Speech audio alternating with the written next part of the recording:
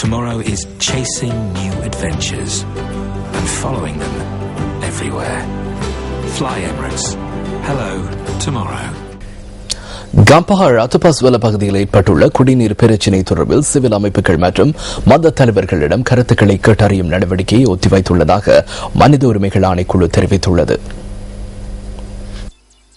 பல்வேறு தரப்பினரிடமும் கோரப்பட்டுள்ள அறிக்கைகள் கிடைத்ததும் அந்த நடவடிக்கை ஆரம்பமாகும் என ஆணைக்குழுவின் சட்ட விவகார செயலாளர் சட்டத்தரணி நிமல் புஞ்சிஹேவா கூறியுள்ளார்.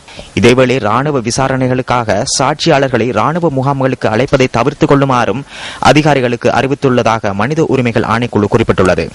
ரத்துபஸ்வல பகுதியில் ஏற்பட்டுள்ள குடிநீர் பிரச்சினைக்கு தீர்வு வழங்குமாறு கோரி வெளிவேறிய நகரில் முன்னெடுக்கப்பட்ட எதிர்ப்பு நடவடிக்கையின் போது அண்மையில் அமைதியின்மை ஏற்பட்டது.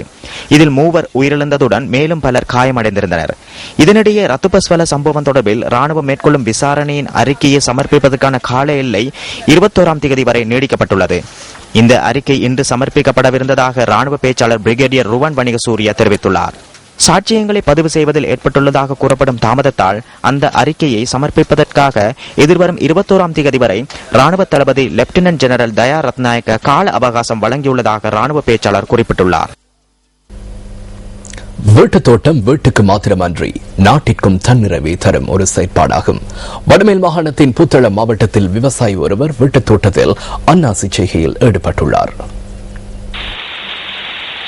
புத்தளம் மாவட்டம் சகல வளங்களும் ஒருங்கி பெற்ற சிறப்பை கொண்டிருக்கின்றது. மாவட்டத்தின் பல்வேறு பகுதிகளிலும் பல்வேறு வகையான உற்பத்தி நடவடிக்கைகள் இடம்பெற்று வருகின்றன. முந்தல் பிரதேச செயலாளர் பிரிவில் உள்ள தனிச்சவில்லு என்ற கிராமத்தில் உள்ள விவசாயி ஒருவர் தனது வீட்டுத் தோட்டத்தில் அன்னாசி செய்கையில் ஈடுபட்டு வருகின்றார்.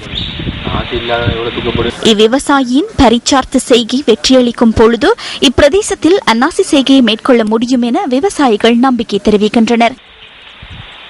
இதனை விவசாய திணைக்களம் ஊக்குவிக்க வேண்டும் எனவும் விவசாயிகள் குறிப்பிடுகின்றனர்.